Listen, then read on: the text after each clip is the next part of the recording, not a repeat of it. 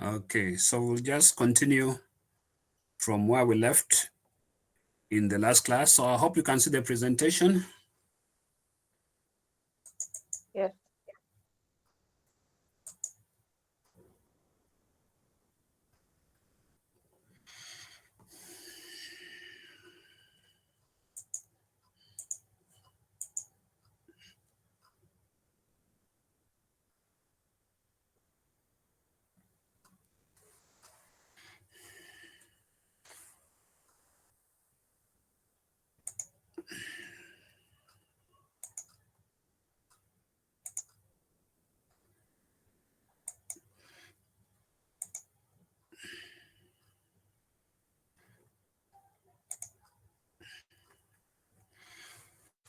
Okay, so in the previous class, we were studying the FET as a switch, and we were investigating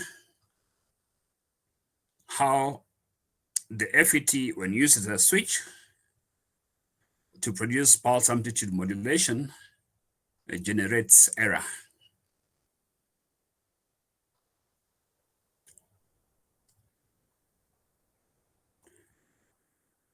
So we started with it as a switch,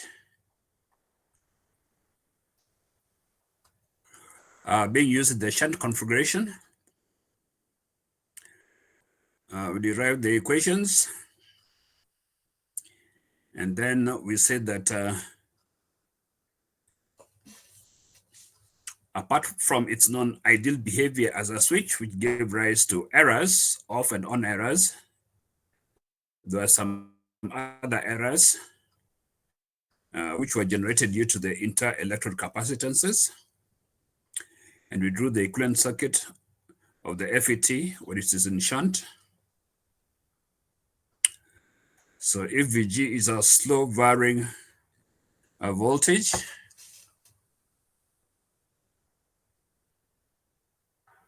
and VC is our switching voltage, then due to these capacitances, CGD, CGS, CDS, we are going to be having switching spikes at the output of the system.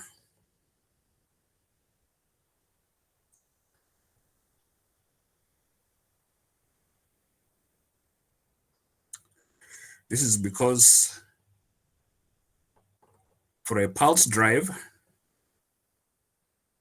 when the voltage rises suddenly, this corresponds to the high frequency component of the rectangular waveform. The same applies when the voltage falls rapidly. So we saw that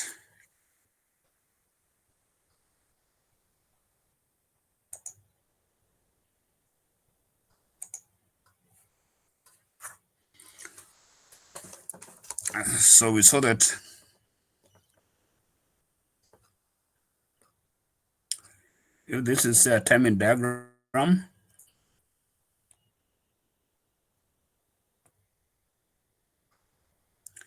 and this is your control voltage, this is your VC of t. So the top here could be approximately 0 volts. This could be maybe minus 5 volts.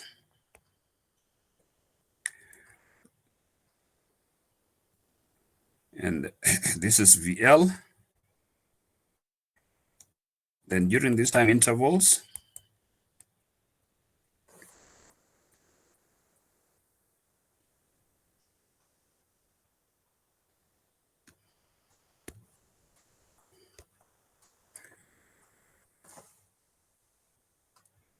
so when it's rising, say from minus 5 volts, the control voltage is rising from minus 5 volts to 0 volts.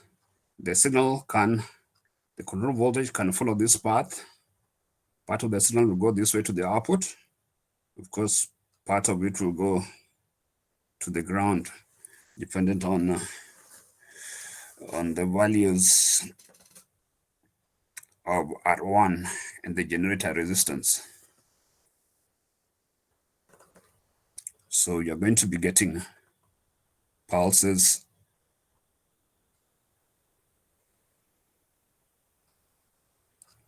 like that at the output.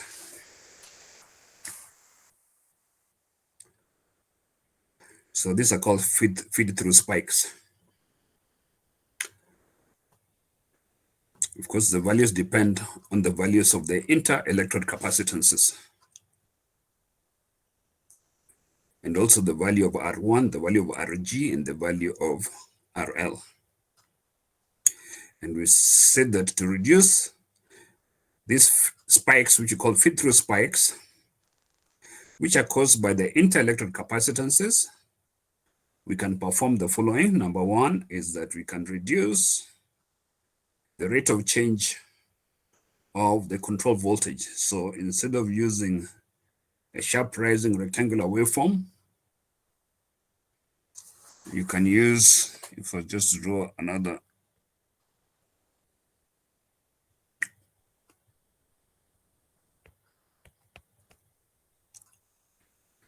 so you can use maybe a slightly slowly varying waveform like that.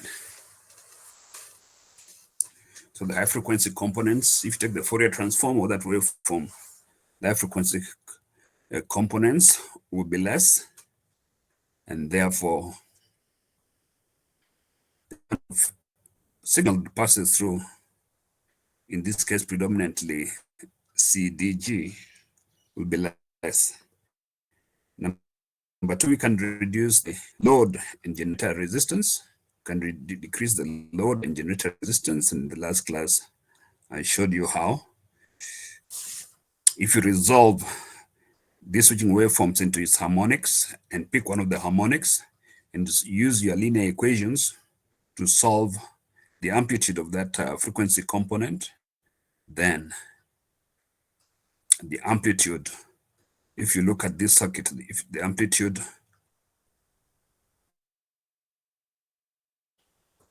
you see,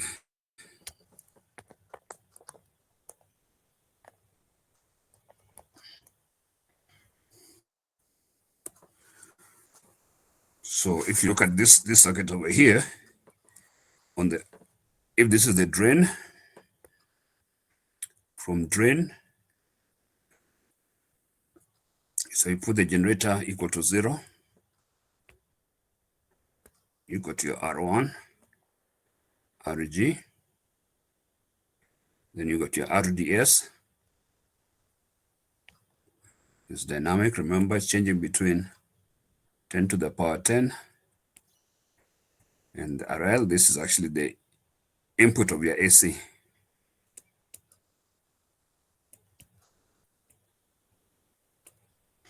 It's the input of your AC. So the control voltage, if you take a harmonic of it, you can put it here.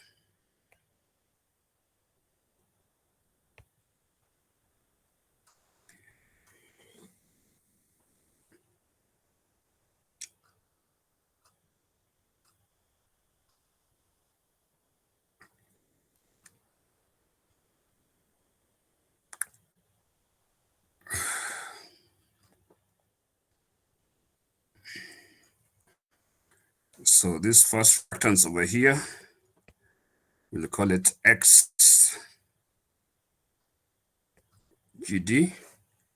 And this reactance over here, we'll call it XDS.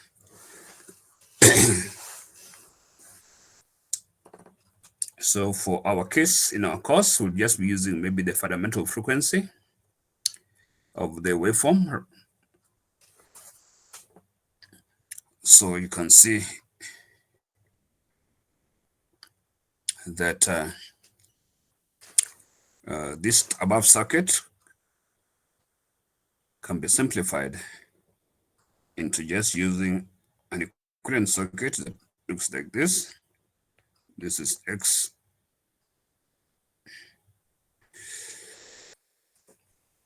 XGD.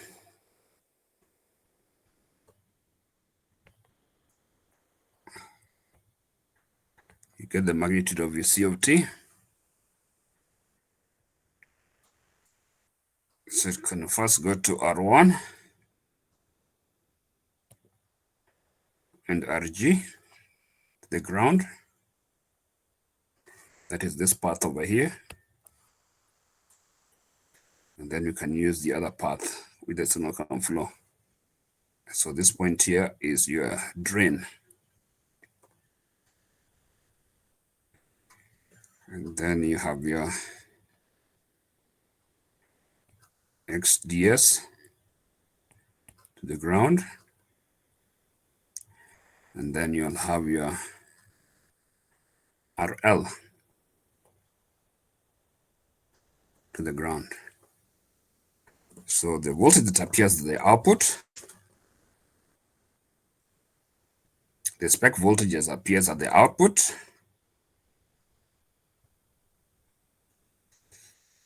The maximum value will be Vc of t into the parallel combination of the output. I'll start with the RL. In parallel with XDS, in parallel with R1 plus RG. Well, that is. And then in the denominator, I'll just use it as XGD plus R. I'll just call it R equivalent, where R equivalent, or you could call it X equivalent, is R1 plus RG in parallel with the RL in parallel with the XDS.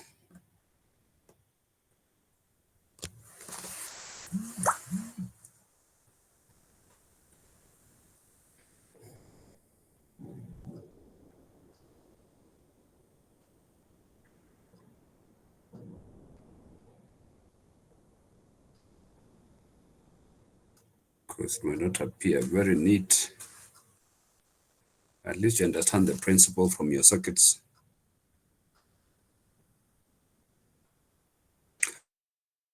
So if any term in grid is small, then the output or the feed through signal would be small.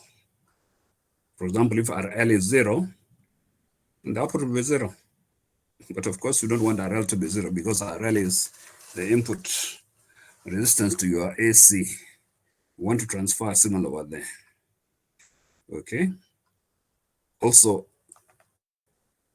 if you're given a fixed transducer, means RG is fixed now, then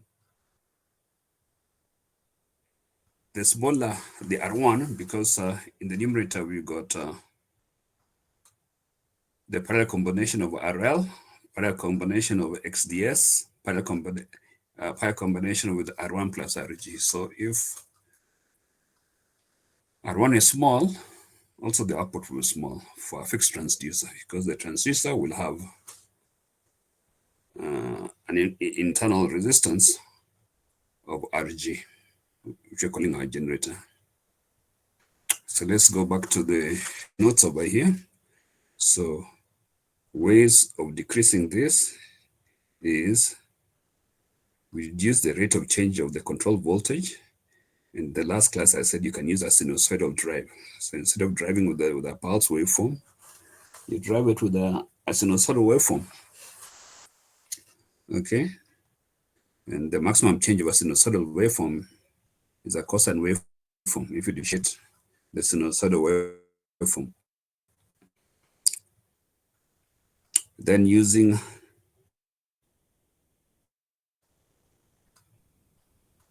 also, if you decrease the amplitude of the control voltage, if you decrease the amplitude of the control voltage, this point number 1, I don't know. Reducing the rate of change of the control voltage, reducing the load and generator resistance. That's because if you look at that equation, look at the numerator, It's got load resistance, it's got generator resistance. And also, another point which I've missed over here is we use the smallest amount of control voltage required to turn the device on and off. Because if you look at the numerator of this equation over here, V naught of t is Vc of t. So the higher the magnitude of Vc of t, the higher the value of this equation over here. So normally you use the smallest amount of peak amplitude of the voltage required to turn the switch, your switching device on and off. Normally these results are not obtained using equations, but experimentally with a sensitive oscilloscope. From the data sheet of the FET, the manufacturer will give you the maximum voltage, it will give you the minimum voltage required to turn the device on and off. And then you can confirm it in the lab by setting the signal generator to the input of the FET and then monitor the output of your switch with another channel of the oscilloscope. And then you decrease the voltage until the switching spikes decrease. Okay, if the switching spikes are large, we saw in the last, what we introduced class, I showed you how the spikes look like. Okay, so this was just revision of what we did in the last class. So this was for a shunt switch. Now the next switch is actually called a series switch.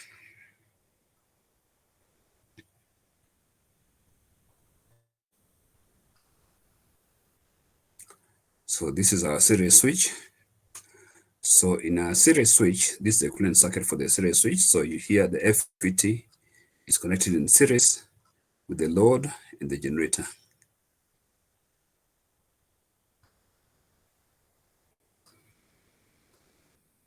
And actually in this case, this R1 is just normally, in this case, you don't need a protection resistor. In this case, this R1 is just only a generator resistance.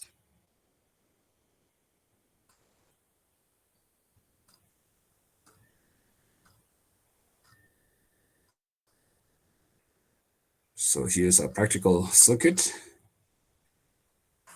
that you can use to drive your FET using a small signal transistor.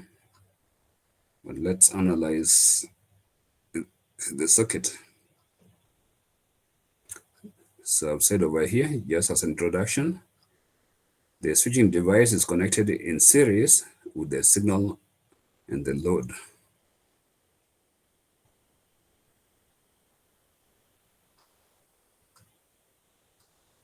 Thereby connecting and disconnecting the load RL to the generator.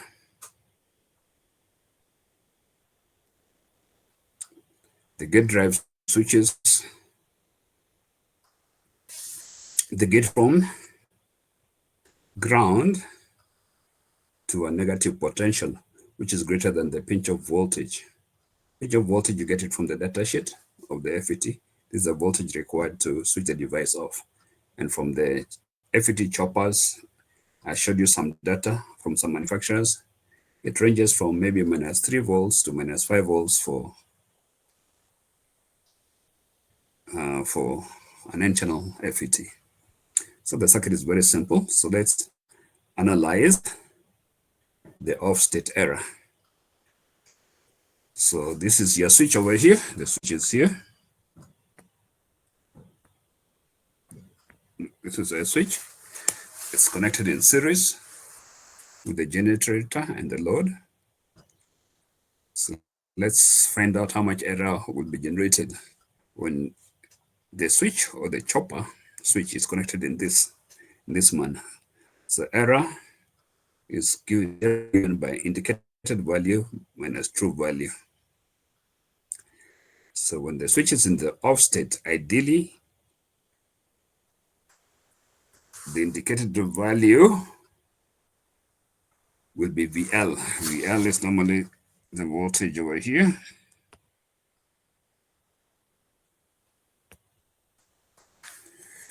And the true value should ideally be 0.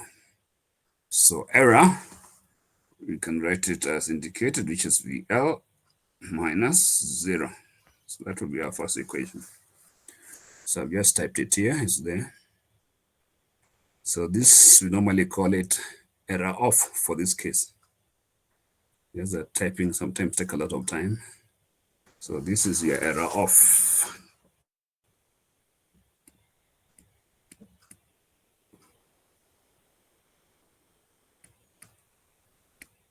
We normally call it error off because the device is in the off or the offset error. That's what we are calculating. So it's VL minus 0. So you got to find out what VL is. So from this circuit over here, VL, this is just everything is in series. VL will be the voltage drop across RL. Okay, so you can start from basics of in your circuits. You can presume a current flowing. Just use, so the current will be I. So the current I will be given by VG divided by RG plus RDS off plus RL. And then you multiply I times RL to get VL. So, but since we're in fifth year, we'll just do it directly. Okay. So VL will just be VG RL over all of this.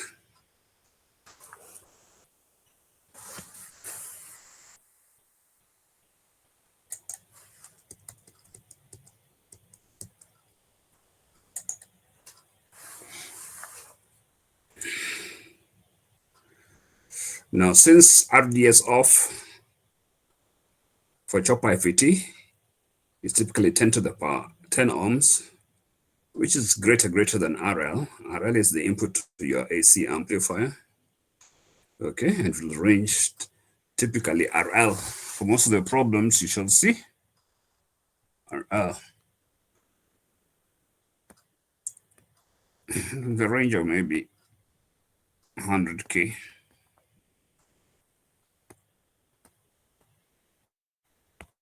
To 10K.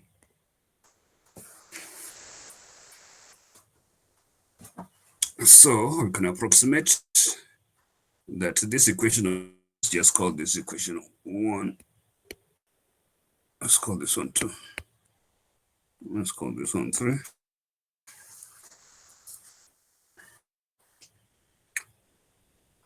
So since 10 to the power 10 much greater than RL, you can approximate equation 2 that error off is VGRL divided by RG plus RDS off, because 10 to the power 10 greater than RL. Now we've left RG over there because we don't know what sort of transducer this is. Remember, we've got so many types of transducers. I think there's some transducers which got very high impedance. For example, things like condenser microphones. There's just a gap between the two plates that forms a capacitor. It's a capacitive. You know, you can have a capacitive transducer. So the impedance between the air gap or the electric which is put inside is very, very high. So we can leave this equation inside this form.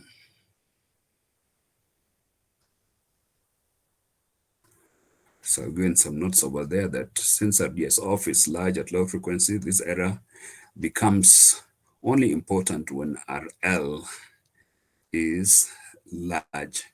You can see from equation 3 that the error is directly proportional to RL.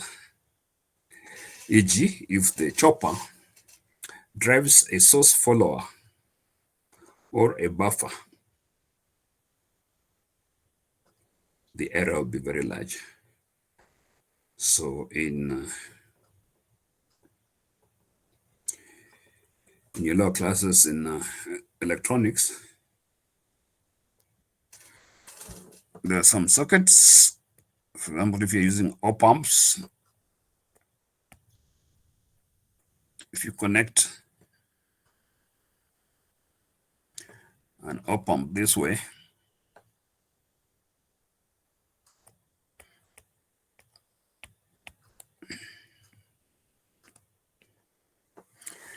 then that circuit is called a buffer circuit. It's got a very, very high impedance. Very, very high impedance.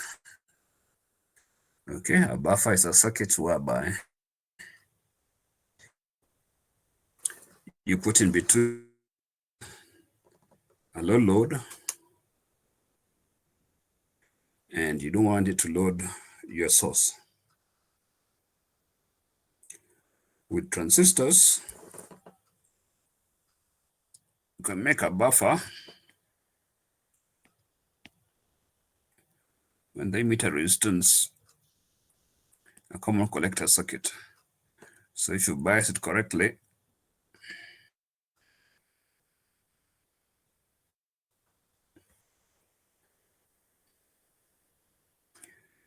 well, this RB is very large.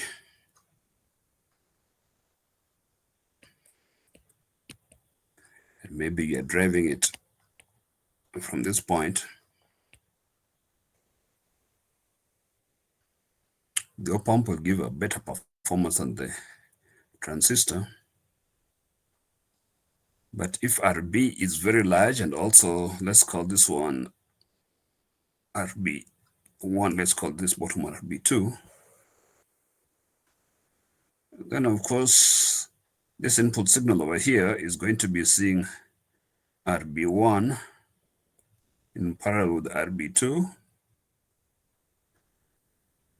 in parallel with beta RE.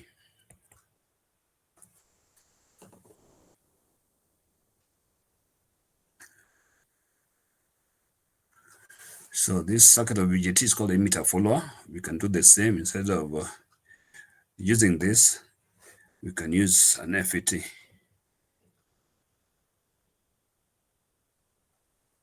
and use a large source resistance.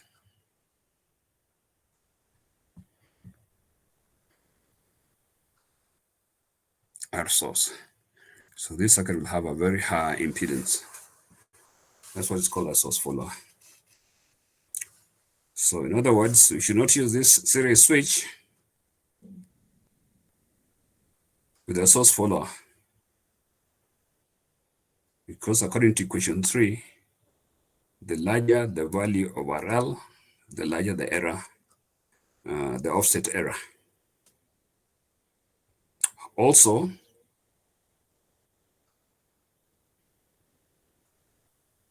we should not use this circuit when the load is capacitive, because of the lifetime constants involved in driving capacitive loads. So that's the error generated by this circuit and some of its disadvantages. Now let's consider its on-state error. On-state error, the circuit is just the same. I'll just draw it here for you again. The circuit is actually very simple. So instead of R1, I just said we use, it's just your generator resistance. So you got your switch over here. So this is your switch. It's an FET, but now it is on. And then you got your load resistance, which is actually the input to the AC amplifier. So this resistance will be called RDS on. So the switch is in the on state. So let's see the error generated when the device is on. So from these equations, we'll start calling this one equation 1. So from equation 1, the error for this state, which is referred to as error on, is indicated value, which is VL, minus the true value or ideal value. So if the switch was on and the device was not causing any error, ideally all the voltage generated by VG should appear at the output, but that is not the case. So we get an error. So this error is given by VL minus VG, shown in equation 2. So let's find out VL. So VL will just be this term over here, VGRL, all divided by RG plus RDS on plus RL minus the ideal value, which is VG. So we just rearrange it, make VG common. To make VG common,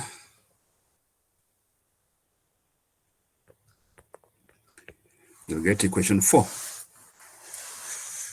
I'll just put VG outside the bracket, then inside the bracket will remain with that term. Then to make life easy, I rearrange it again. I multiply inside and outside the bracket by -1. So I'll get minus VG outside. Then the -1 inside 4 becomes positive, so I can push the left-hand side. And the other terms RL, not divided by RG plus RDS1 plus RL becomes negative. So I put it as shown in equation 5.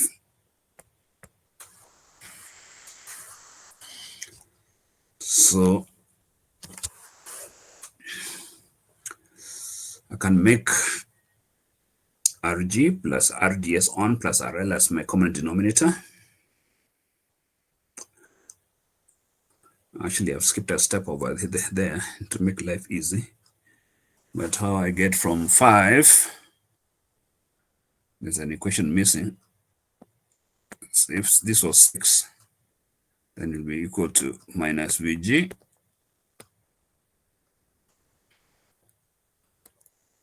RG RDS on plus RL minus RL all divided by RG plus RDS on plus RL.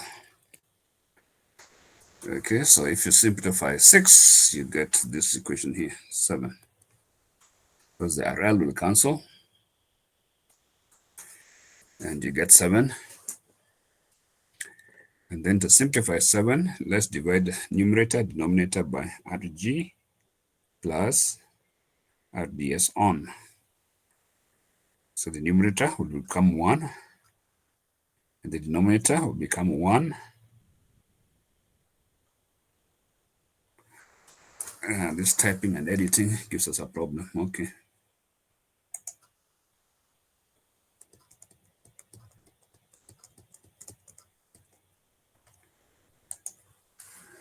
So the denominator will become 1 plus RL over RG plus RDS on. So if we look at equation, let's call this one equation 8. So for that term to be small, for a given generator or transducer, it means RL must be large and the RDS on of your device should be small. As we have seen for most of the FET choppers, for small signals, RDS on, we saw from data sheets of 2 of them, they're typically 25 ohms to about 30 ohms. For chopper FET.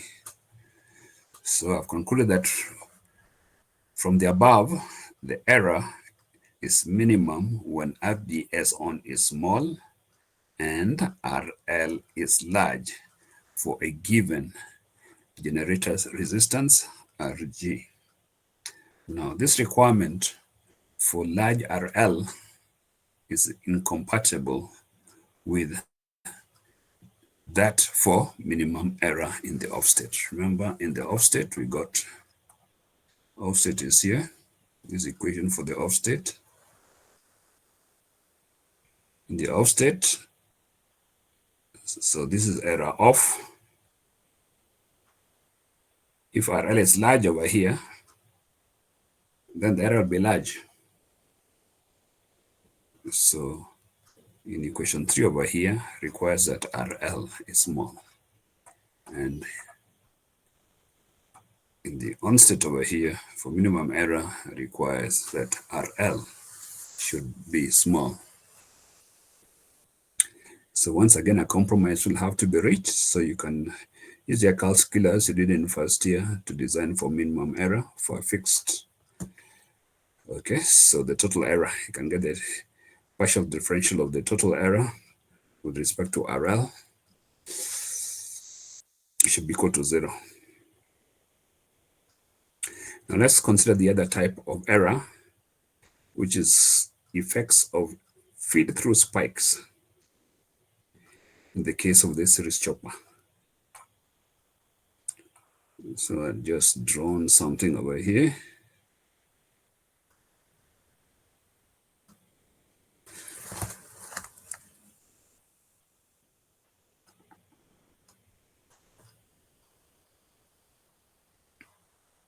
And we can start from square one.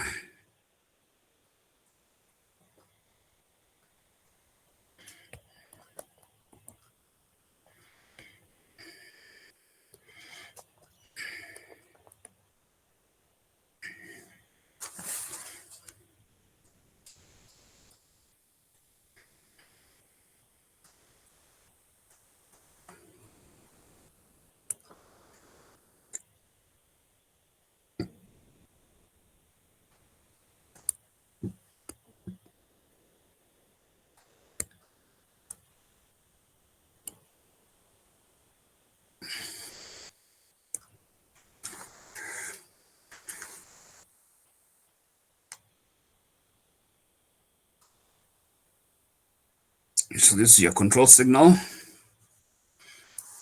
Control signal. So this is a representative circuit, normally VP. In most cases, the lowest voltage will be typically maybe 3 to 5 volts. So if I was just to draw the timing diagram here, and this is your control voltage.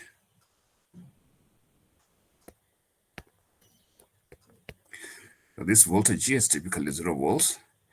The lower voltage, no, typically -3 to about -5. And then this is your VL due to switching spikes only. So if we short circuit our generator and we put on spikes, we drive our switch with the rectangular waveforms, then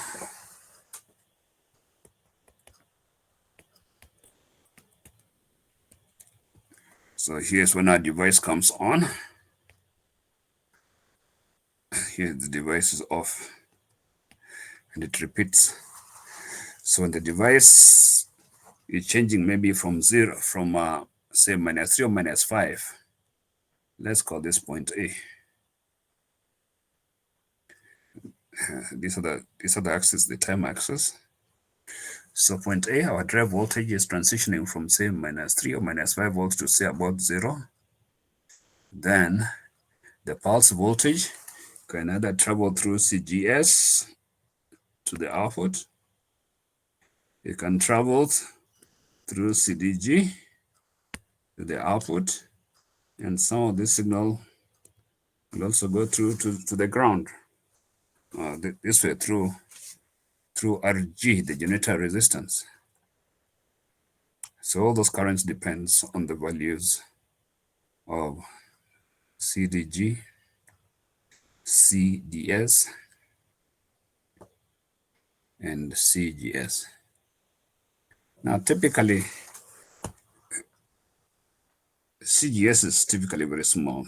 It ranges maybe 3 to 5 picofarads. Similarly, this one It's almost 3 to 5 picofarads. This is for chopper if it is. This is a large one, which you saw in some of the data sheets. I think it was almost like 10 picofarads.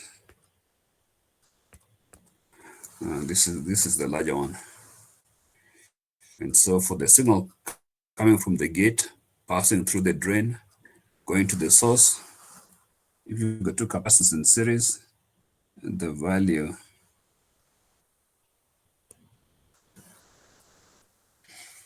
would be less than the combination of the two. You say 1 over C equivalent is 1 over C1 plus 1 over C2.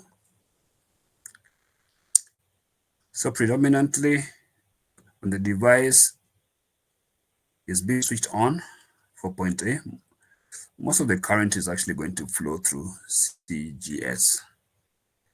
So you are going to get maybe a pulse at the output, VL, maybe something like this. And then when a negative pulse comes, it's going to be off like that.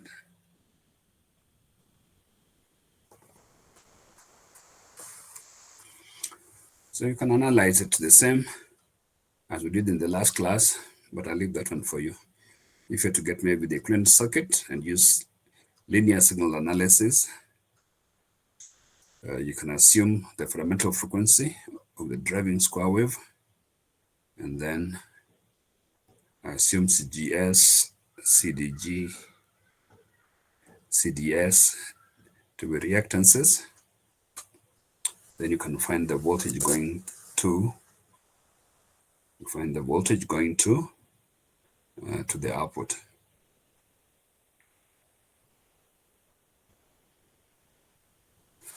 So this is what I mean.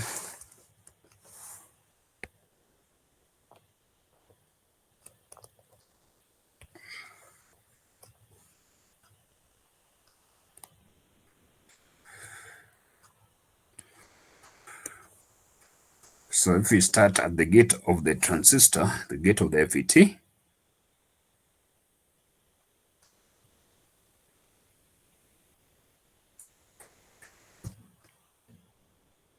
if we start at the gate, you got VC of T to the ground,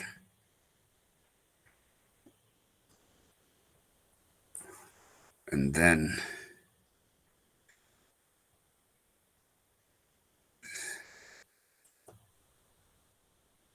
if this is the gate, so from the gate it's going to the drain,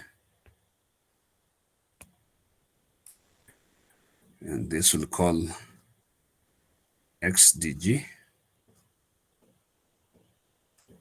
and this is your drain.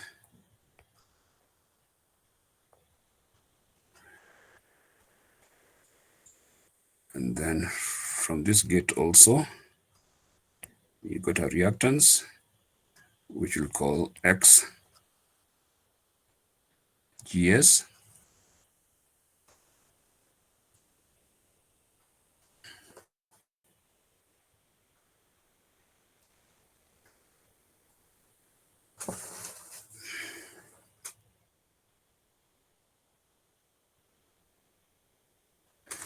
And from drain to source, let's see.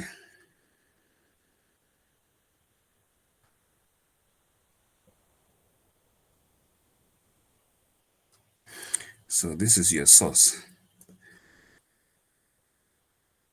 And so I'll use the drain at this point over here.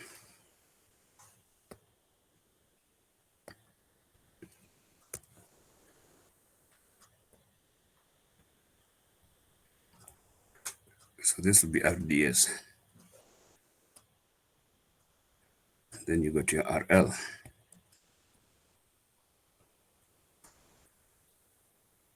And here you got your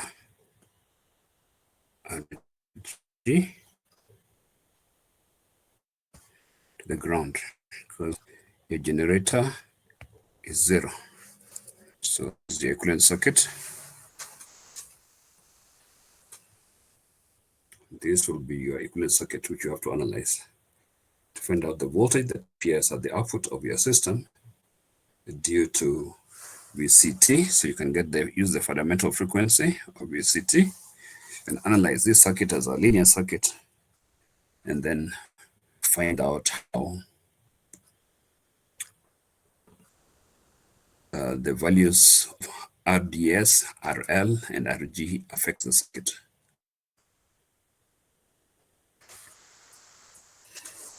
So I've given a thorough explanation in the notes over here. I've given a thorough explanation in the notes. Remember, RDS, it changes. When it's on, it is 25 ohms.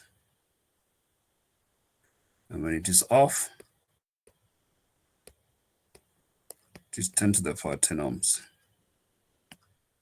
So it is changing between 25 ohms when on to 10 to the power 10 ohms when the device is off.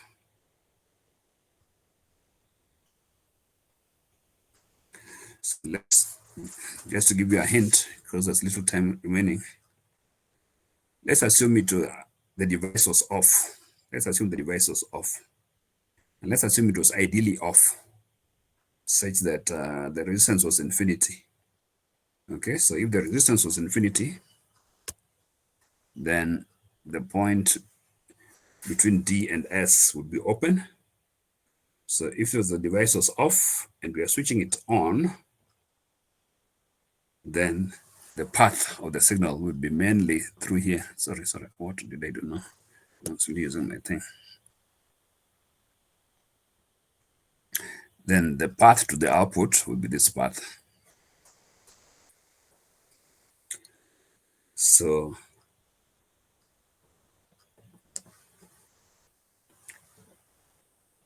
the predominant components responsible for the spike at the output will be the value of XGS and RL.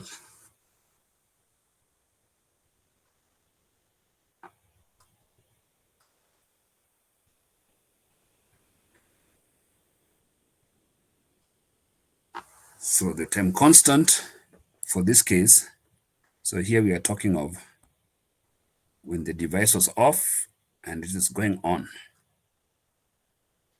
So we're using this part over here. So it was off. So let's see this is your control voltage.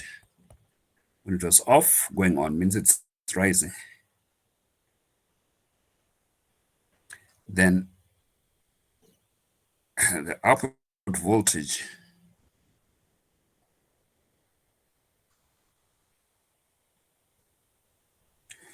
this time constant, the times constant tau will be predominant due to it will be related to CGS and RL.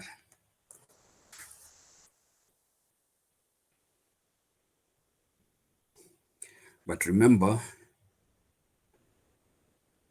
when the device is off and it starts to switch on, then RDS starts coming in.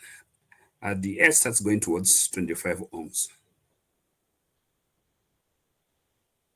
I'm just giving you the hypothetical case. If our device was completely off and RDS off, was not 10 to the power 10, but it was infinity. So if it's infinity and the device is off, it's like the drain is not connected to the source. So when the controlling pulse comes in, it just sees XGS and RL.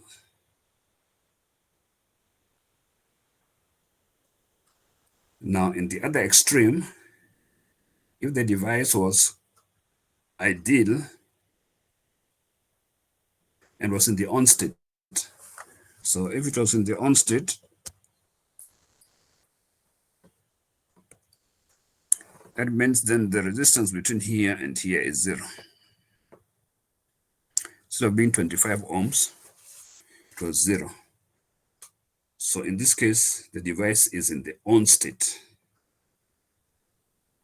And we want to switch it off. by making VC of t go towards the negative.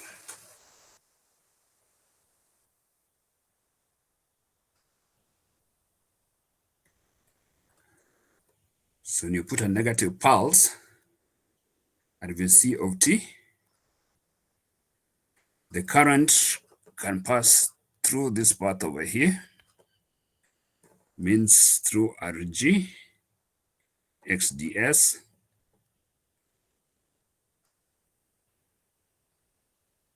through RD XDG, or it can pass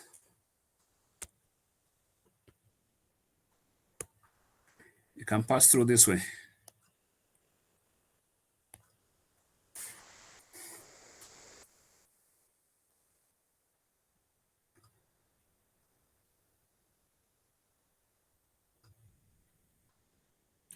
So most of the current will depend on the values of RL, XGS, whichever is bigger, or RG, XDG. If your RG is a transducer with a very large resistance, then the voltage that appears at the output will just be a function of RL and XGS.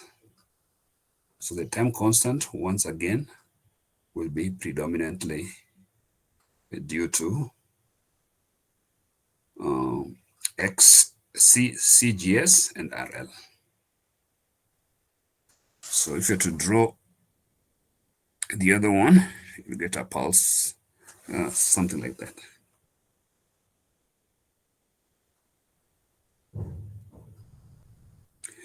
And this will approximately be true also if RDS is not 0, but RDS is equal to 25 ohms, because the resistances RL are quite large compared to RDS.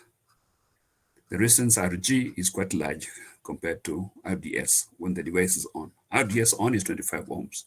RL is the input to our AC amplifier. RG is the source resistance of our input voltage, which may be maybe 10K, 5K, still much, much greater than RDS in the on state.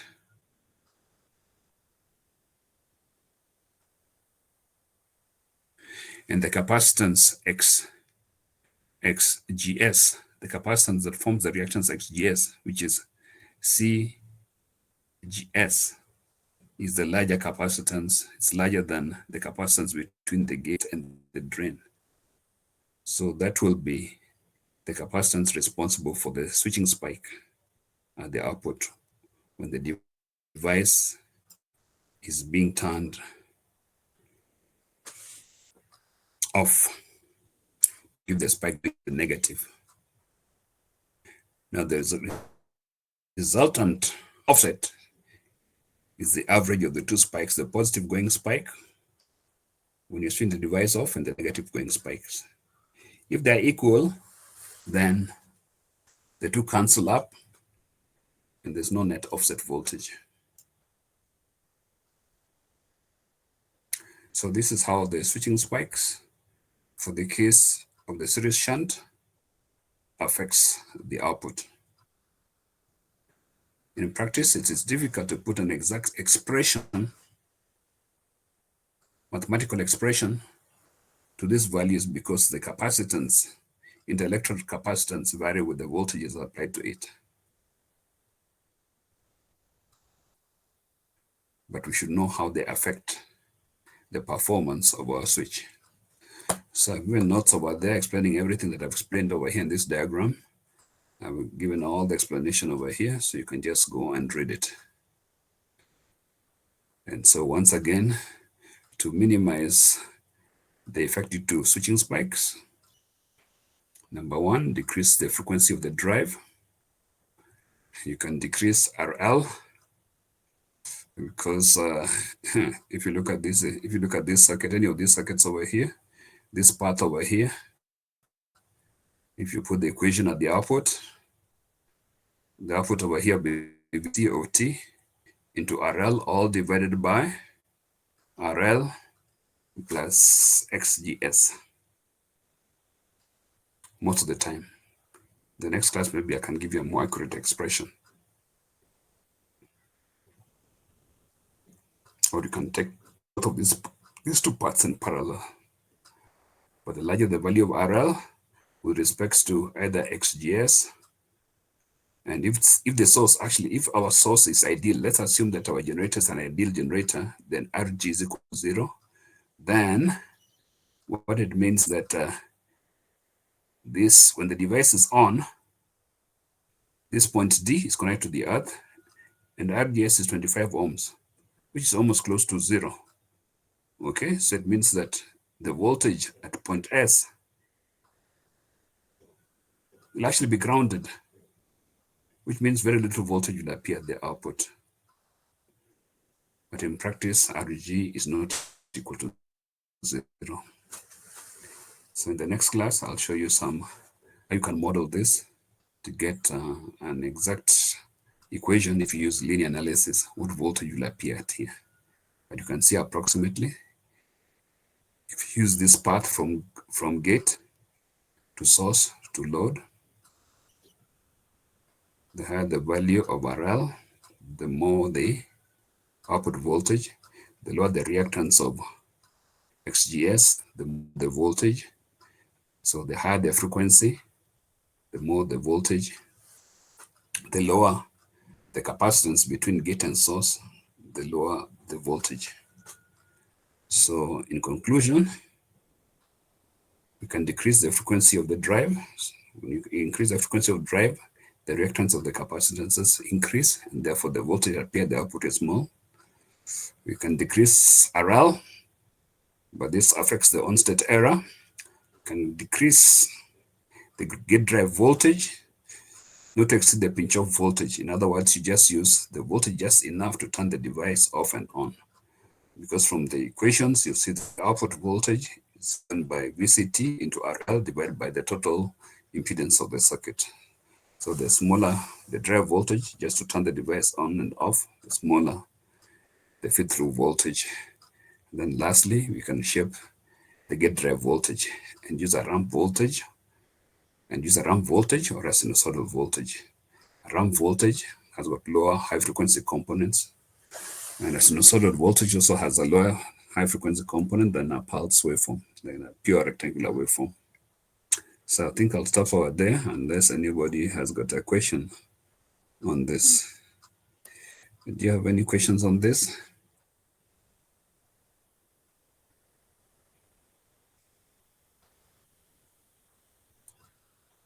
Any questions on this?